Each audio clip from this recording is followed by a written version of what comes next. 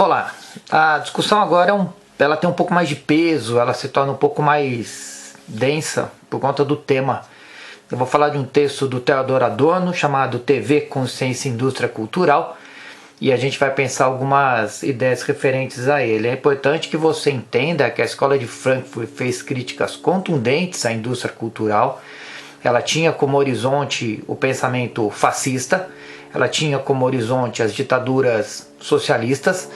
Muita gente critica a Escola de Frankfurt por conta das suas análises sobre indústria cultural e ideologia, mas esquecem o ambiente no qual esses caras escreveram sobre esses temas. A primeira coisa importante do texto do Adorno é que ele vai trabalhar uma interdependência entre a sociedade, a técnica e a arte, vistas como uma indústria. Então, o que o Adorno está fazendo é pensar uma inter-relação entre sociedade, técnica e arte dentro de um processo industrial, que a gente chama de indústria cultural, exatamente por conta dessa visão que ele vai formular sobre isso. Ele vai pensar principalmente na TV nesse texto, então é essa temática que a gente vai trabalhar, tá? A imagem da TV é uma imagem muito poderosa, porque ela mostra a aparência da totalidade social, da realidade social em uma única imagem. Tem que imaginar isso. A imagem da TV tem um caráter totalitário. E esse caráter totalitário tem como grande meta impedir que você pense, diminuir a sua reflexão. E essa é uma ideia muito curiosa, na medida em que essa visão totalitária expressa pela imagem da TV, na verdade impõe um padrão de adequação social. Eu vejo a imagem, assimilo a imagem dentro do meu ambiente, me localizo dentro dessa totalidade social e me adequo ao que a sociedade pensa ou aquilo que a sociedade deseja para mim dentro desse modelo industrial.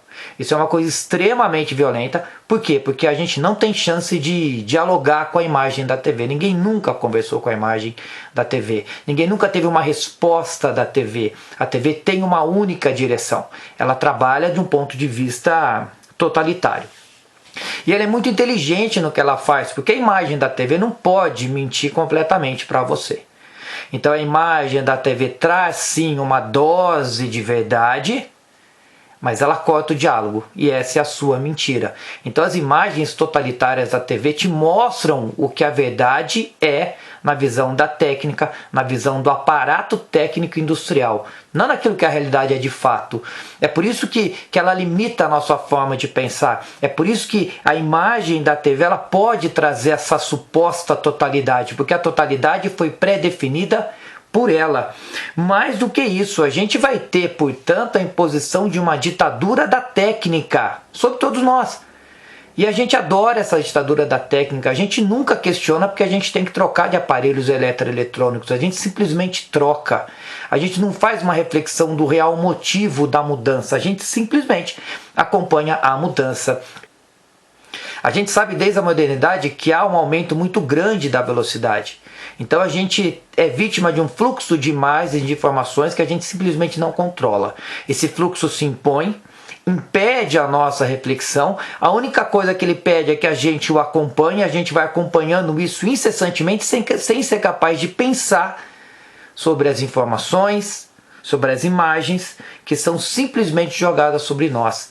É por isso que o Deleuze, num texto chamado A Arte da Criação, vai dizer que as imagens e as informações, quando colocadas num fluxo incessante, numa velocidade que é muito maior do que a capacidade de compreensão humana, ele vai dizer que tanto as imagens quanto as informações se tornam dados de controle. Ou seja, quanto mais informado, quanto mais acesso a imagens você tem sem poder pensar sobre elas, mais controlado você é. Ou seja, aquilo que deveria nos libertar, na verdade, nos aprisiona cada vez mais. Entretanto, essa impossibilidade de pensar funciona com dois mecanismos, e todos nós conhecemos os dois mecanismos que nos impedem de pensar quando a gente tem esse fluxo de imagens e de informações.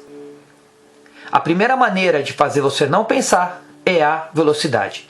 A velocidade é tão grande, a gente simplesmente não consegue acompanhar o que está acontecendo, nós simplesmente desistimos, nós abraçamos o não entendimento. A gente diz assim, bom, já perdemos uma parte, vou acompanhar o restante, sem precisar me preocupar com ela. Ou seja, a gente tem a velocidade fazendo com que a gente não pense sobre as informações e imagens. Entretanto, existe um outro processo que parece ser o contrário, mas não é, na verdade é o seu complemento, é a repetição. A repetição excessiva de imagens e informações que levam ao tédio, ao desinteresse e ao não pensamento. Então a dinâmica da TV funciona com excesso de informações e de imagens via velocidade ou via repetição. E esses dois processos de velocidade e de repetição nos levam ao não entendimento, nos levam à não reflexão, ao não entendimento e nos levam ao tédio.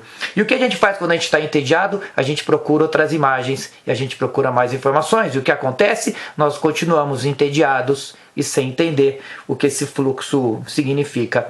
Mais do que isso, a TV também impõe o que a gente chama de expressão estética. O que é estético? Estético é o que aparece na TV. O que não é estético é o que está fora da TV. É como se o aspecto da TV fosse a normalidade, o fora da TV fosse a patologia. Então a gente acredita no que tem na TV, em grande parte, mais do que a gente acredita, do que a gente vê no mundo real.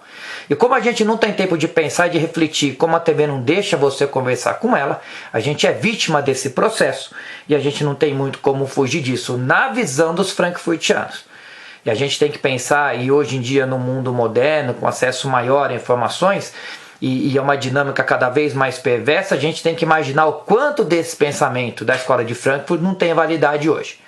Então a gente tem que imaginar que a escola de Frankfurt, por um lado, pode ter exagerado nessa impossibilidade de ver o indivíduo vencendo isso, mas por outro lado a gente tem que imaginar o quanto dessa impossibilidade deixou de existir. E o legal é que a indústria cultural, mesmo limitando seu pensamento e seu entendimento, te dá a impressão que você está pensando. Só que você pensa segundo critérios de um aparato técnico, social, estético pré-definido. Ou seja, nós não pensamos no que nós queremos, nós pensamos na direção do fluxo. E mais do que isso, a gente vai ter, portanto, aqui uma série de promessas. E nisso a TV é muito pródiga. Ela te oferece prazer, ela te oferece felicidade.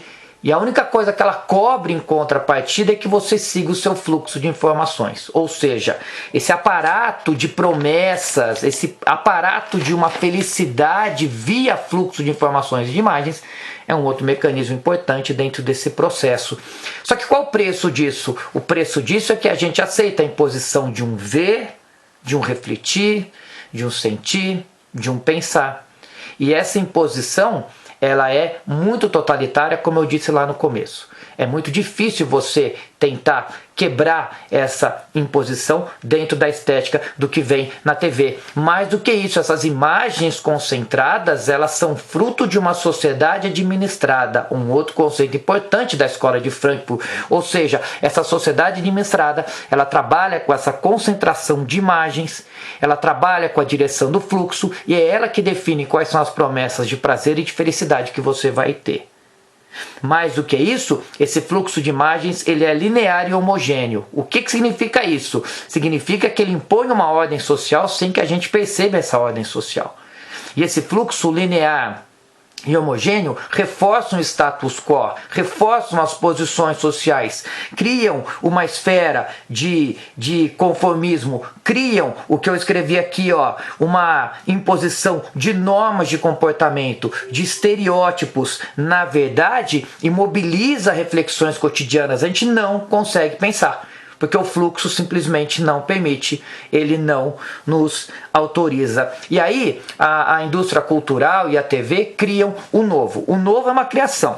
Como disse o Adorno, não existe o novo, só existe a novidade do novo. O mesmo é vendido como novo. Aí você diz assim, pode surgir um novo dentro do aparato técnico da TV, segundo a leitura do Adorno? Não. Por quê? Porque o novo é uma mercadoria. E a mercadoria segue critérios de aparatos técnicos, produtivos e mercadológicos que seguem tendências. Não há novidade. Existe ofertar aquilo que as pessoas querem, segundo o que foi definido pela... E como tudo é mercadoria, a cultura também se torna uma mercadoria. Uma mercadoria que vai impor para a gente passividade, vai impor aceitação E mais do que isso, vai reforçar o inconformismo, ou seja, a cultura deixa de ser cultura para se tornar uma mercadoria que nos impõe uma aceitação cega e conformista, e mais do que isso, e aí vem um aspecto perigoso e uma consequência que é muito fácil da gente perceber desse processo.